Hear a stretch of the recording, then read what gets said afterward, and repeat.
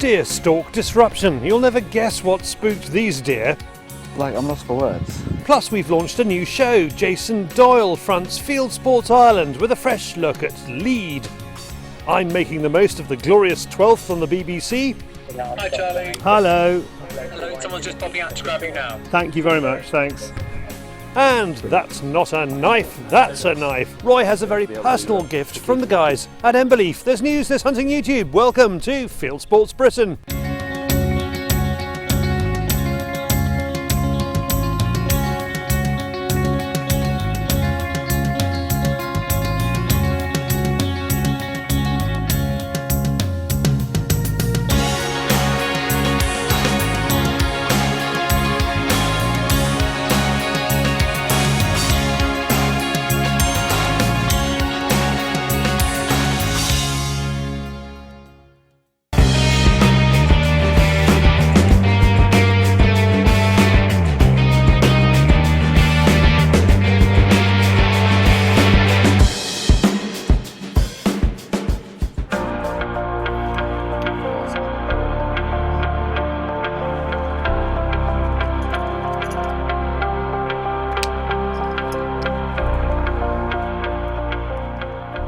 Every stalk has the potential to offer up something to remember.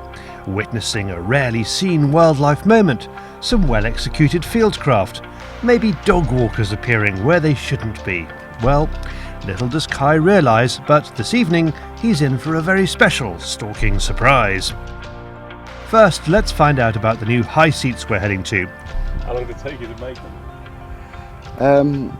It didn't take me any time. You didn't do them? I got my brother to make them for me. He's had a bit of time on his hands, so I just paid him to get some materials and put some like 3 double high seats. So I've got one up at the moment, I've got 2 waiting to go up. If we could have a good evening this evening, hopefully get one in the bag, cook up a little recipe, and if enough daylight left, maybe we'll be able to get one of those other high seats up, and that'll be a really productive evening. What? Cool. Yeah, absolutely. I need to help me put it on the roof rack as well so we can move it, so it's going to be great fun. The day is young. Let's have a look.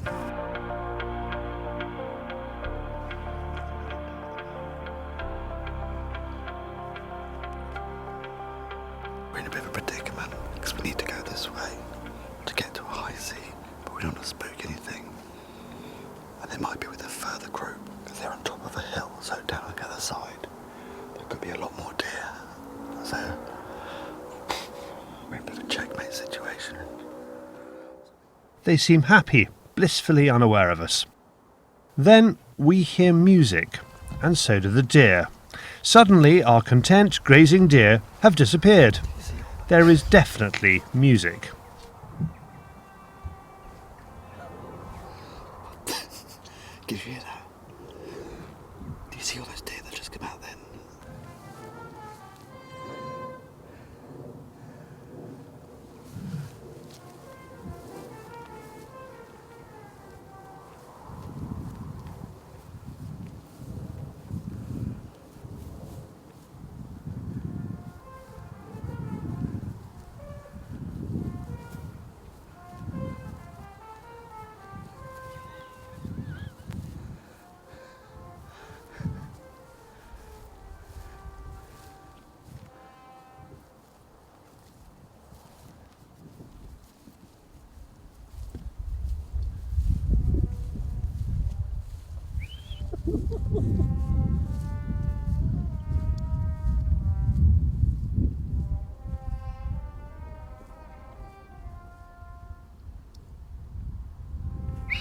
David!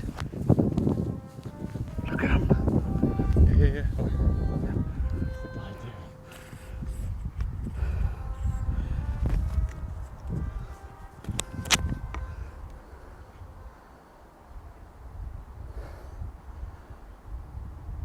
$20. Do you often have a French horn accompanying you? What the hell? Look, they're still going in. There's 2 spikers in there.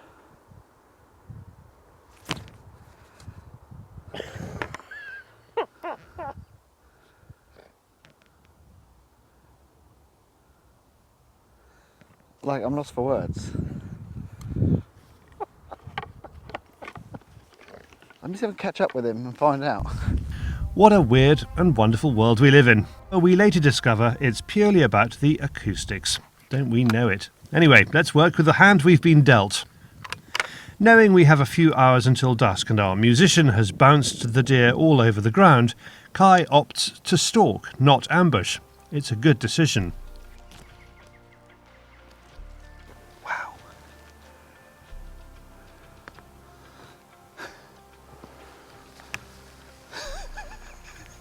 All the bugs have just come out, but they're very wary.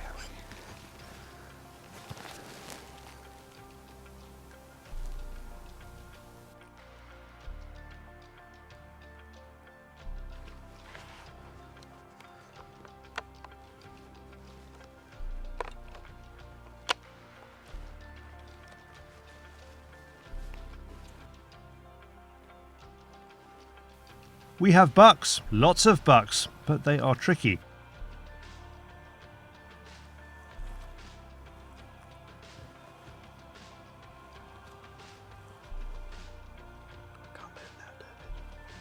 There is no backstop.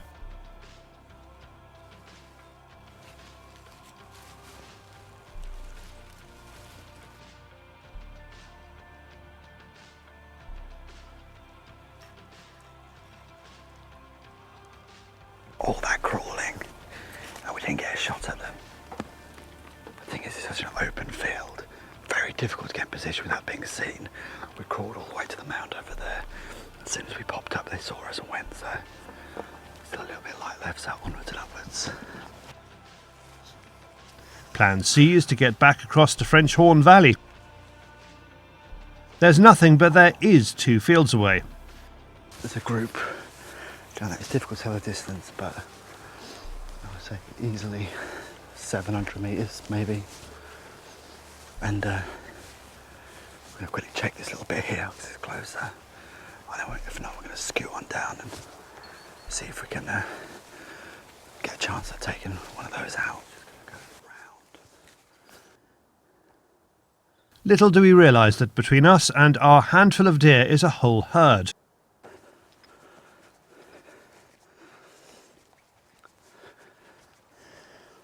I can't see anything.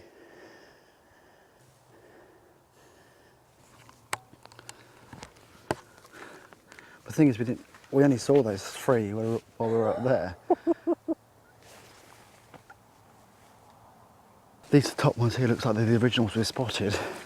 And down below here, which is out of view of where we were, that was a massive group. But obviously, we didn't see that, so playing games with us. I would say they're all does, David. Last chance. I think that was our last chance, wasn't it, really, for tonight? We seem to be cursed on this ground. What are we going to make us tonight? Well, I was going to make some like deer heart tacos. So if we shot it for the heart, I was going to make some of the inside fillets into tacos. So Sounds lovely. Next time. no, it's fine because we've still got the bread and the sweet corn and like the bits. So you know, invite your vegetarian friends. It's going to be a great party. Thinking that's our night done with, Cai spots a buck where a few hours ago our soloist once stood.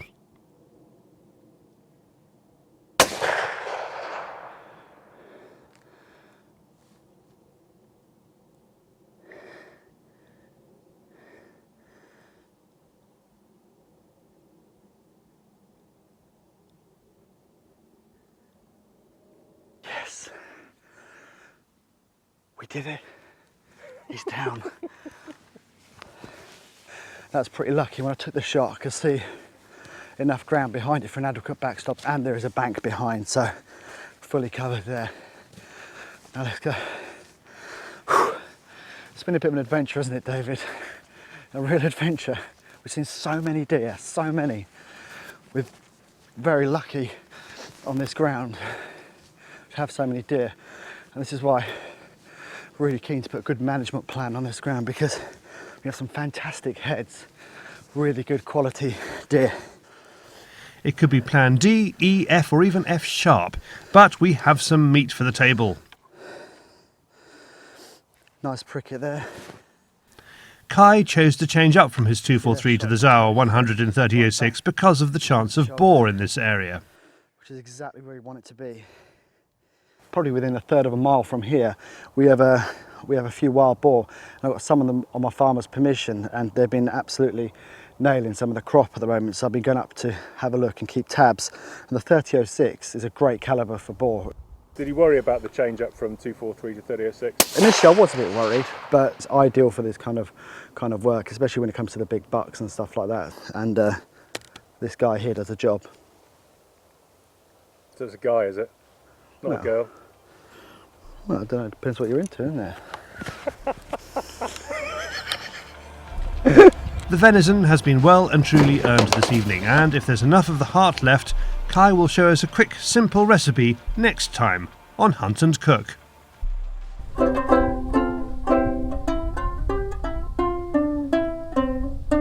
No idea what the problem is playing music in the middle of a field. Now someone else who knows how to knock out the chords. He is indeed the man with no trousers, David, on the Fieldsports channel, News Stump.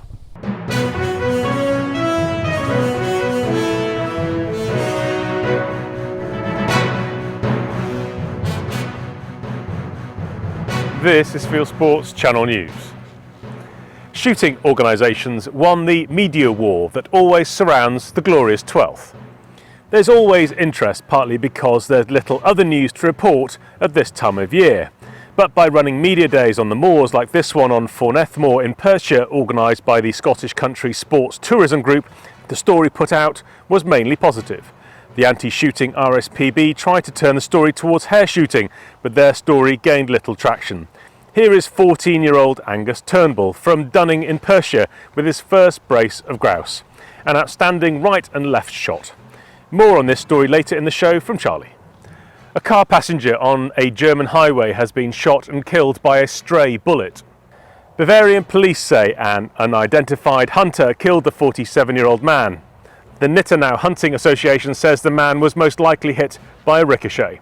According to the German Hunting Association, 2 people died and 2 were injured from hunting gun accidents last year. A member of the Palin family has outraged aunties by celebrating her son's hunting skills. Bristol Palin, daughter of US politician Sarah Palin, congratulated 9-year-old Trip Palin after he shot and killed a caribou with his dad, Levi Johnston. And she added to her Instagram post, "Before you start calling, Petter, remember where your beef and chicken comes from." It doesn't get more organic than this. The New Zealand government is looking to close down its statutory hunting body. The Game Animal Council aims to improve the management of deer, chamois, tahr and wild pigs. It opposes the mass poisoning of New Zealand's woodlands by the chemical 1080, which is dropped indiscriminately by air. As a result, the Minister of Conservation is putting the body under review. Hunters do all the heavy lifting in African conservation, but they just don't shout about it. However, there is a new film just out about the relocation of 24 lions to Mozambique, where the lions are likely to be extinct. A group of hunters consisted of the Cabela Family Foundation, as well as the Ivan Carter Wildlife Alliance, Zambezi Delta Safaris and Maramu Safaris, planned and implemented the largest transport of wild lions for conservation across international boundaries in history. In the last few days, the lions have been released across the Zambezi Delta. The 24 Lions project hopes to restore the area to its natural ecosystem. And finally, the France 2 TV channel has had to apologise to Vladimir Putin after suggesting he was going tiger hunting for his summer holidays. France 2 said the Russian president, a keen shooter, was hunting tigers in Siberia and swimming in the icy waters of Lake Baikal. It was illustrated by these pictures, which actually show Putin visiting a tiger conservation project in the Ussuri National Reserve in Russia's Far East in 2008. The 5-year-old tiger has been tranquilised so researchers could put a satellite collar on it. You are now up to date with Fieldsports Channel News. Stuck in the stories, fishing for facts.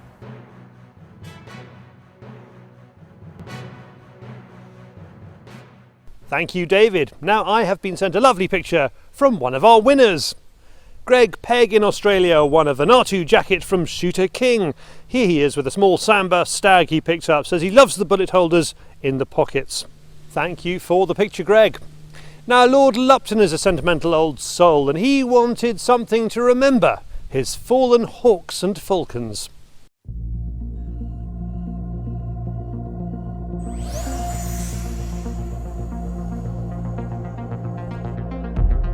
Really, really excited today. We're at the offices of Emberleaf and I've come to collect my knife. And it's not just an ordinary knife. I've always wanted to be able to have something very personalised. So I said to the guys, is there any way that you could incorporate some talons from one of the previous hawks I've had and flown into a knife, because it symbolises the continuation, if you like. They're still coming with me in the field, we're still hunting, we're still drawing blood together. For me, that was something that would be, you know, very personal and an amazing keepsake. And they said they would give it a go. Anyway, after many, many months of work from them, they said that the knife is finally finished and they've invited me down to come and have a look at it. So I've not seen it at all. I've not seen any pictures of it. So it's going to be the first time I've seen it, and I really, really can't wait to pick it up. You've finished the beast at last. Yeah, got there in the end. Thank you very much. No, as I say, I've been on tender hooks just waiting to have a look at it, and yeah, you've kept me in suspense all this time. So let's have a look at it now. Please do. That would be lovely. Thank you. Wow. That is absolutely stunning. Thank you, guys. You're very welcome. I really, really can't thank you enough for that. That is absolutely gorgeous. Thank you. You're welcome. Brilliant. My pleasure. Yeah, to be able to keep her with me and continue to hunt with her for years to come, that is just going to be absolutely amazing. And it still, you know, it doesn't detract from the feel of the knife at all. I mean, no, yeah, we work really hard to try and keep the balance, and you know, because obviously, you know, with the stainless steel section and all that sort of stuff, we wanted to keep the balance of the knife is really important. You know? Yeah. At the end of the day, yes, we could make a knife that is just for display, Right. but we want to make a knife that we can still use, and yeah, and looks just as good as in display. Yeah. You know? Is it something you relish, actually being able to put something personal into it? Yeah, I mean, it's our bread and butter, really. You know, making any knife which is just a handle material and a blade. You know, once you've done thousands of them, it's quite a simple project. You know, so working with say micarta or any other wood, you've got you have a very good understanding of how that material behaves. With the talons, for example, we had no idea what was going to happen. Like, you know, how they were going to cut, how they were going to bond in, you know, when we polished them, what was the buffing. We were afraid that the buffing was going to burn them or just like rip them to pieces, and it was, you know, and it was all that sort of, you know, sweating bullets the whole time sort of thing. So, you know, I've got one chance to cut this once and one chance to polish this once, and, you know, if it starts going wrong, it's, you know, we could probably build a knife like this again in the time it took to fit just the talons.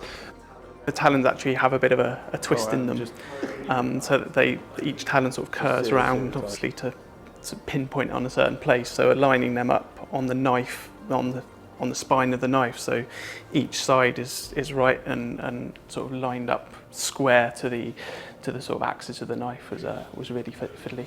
So. The company itself seems to be going really, really well. Yeah, we struggle to believe it sometimes. Just it's going really, really well, and we're really getting out there. Profiles building, people have really starting to hear of us now. So yeah, couldn't be happier with it, really. yeah, she was a phenomenal girl that had been with me for many, many years. Yeah, and I think that's part of hunting and part of, if you like, the lifestyle of hunting that is very, very difficult for people outside to understand. Yeah, it is a part of your soul, it is a part of your makeup, it's a very part of your, you know, the very fabric of who we are. Yeah, so this holds some very, very dear memories, and I'm seriously looking forward to getting out, and it's just absolutely stunning, a beautiful, beautiful knife. I just need to make sure I never leave it anywhere. Thank you, Roy, and thank you, Emberleaf. And somebody else who has an Emberleaf is Jason Doyle, who fronts our new show Fieldsports Ireland, which went live this week. Hot, hazy days over some standing crops. This month he's pigeon shooting, drone shooting and fishing. So if you want some Irish charm and sport, click on the eye symbol top right for the link. More of that coming your way very soon. Now, you may have heard that there are not that many grouse this year. Well, where there are population swings, there are roundabouts. And I take the exit marked partridge. No grouse, no worries. They will bounce back. And this season, Scotland and Yorkshire's loss looks like it could be the West Country's gain. So, haggis, would you go grouse shooting or partridge shooting? You would take the grouse day, but the partridge on Exmoor are very, very exciting. We've got some fantastic shoots around here, and I'm sure there's going to be very, very busy this year. We've heard a couple of things where people have had grouse days cancelled, so they're looking to sort of like bumper up their season by doing a little bit more partridge than they would normally do. Haggis Hartman, that is his name, and he's not Scottish, runs West Country Guns in Wiveliscombe in Somerset, a well-known calling point for guns heading up onto the Exmoor shoots. He's not the only one. In the last couple of years, Dennis Stepney opened UK Gun Repairs, a gun shop just a few miles away, and last weekend, top shot Abby Ling opened a newly revamped gun shop next to her playground. There is now a cluster of 3 gun shops within 5 miles, and all of them on the Exmoor side of Taunton and the M5 motorway. Well, at the end of the day, we're quite heavily involved in clay shooting anyway. I already had actually all of this stock that's filled my shop, apart from obviously a few extra guns and that we've purchased, all up in that little room over there that we used to operate. So yeah, I had it all there, just not a nice showroom to be able to display it all to sell. So, and everything's in one place, so you can get the ammunition, you know, clothing, accessories, you can then show them the guns, and repairs and everything else. I'm pretty sure that all the big shoots and everything are fully booked with bookings, and having the stress of running those day-to-day staffing and activities and making sure there's enough birds come the end of the season and everything else. So yeah, and I'll be stuck here now. It's going to be the year of the partridge. I even got a positive interview about it on BBC Radio Somerset. Yes, and you heard right. BBC Radio Somerset. Hi, Charlie. Hello. Hello, someone's just popping out to grab you now. Thank you very much, thanks. Thank you very much. Amanda Anderson there, Director of the Moorland Association. Charlie Jacobi is with me in the studio from Taunton, runs a Fieldsports television channel. Good morning to you. Morning, Claire. So you think this could actually benefit us here? Well, yes, in a way. I mean, I'm sorry for the tragedy that's happening to the moors in Scotland, but as Amanda says, they will bounce back. In Somerset, because there's not very much grouse shooting in Yorkshire and Scotland, people are going to come to our wonderful shoots on Exmoor, and so we're going to do really well. So if you are one of those lucky people who regularly go driven bird shooting, pack up your guns and go west. Milton's, Molland, Mornicott, and those are just the ones beginning with M. Book the chopper for Chalicum, take the heli to Clovelly. The partridge season opens on the 1st of September. There you have it, surely good enough for a positive, upbeat story about shooting. Now from the West Country to the wider world of hunting and shooting on YouTube, it is Hunting YouTube.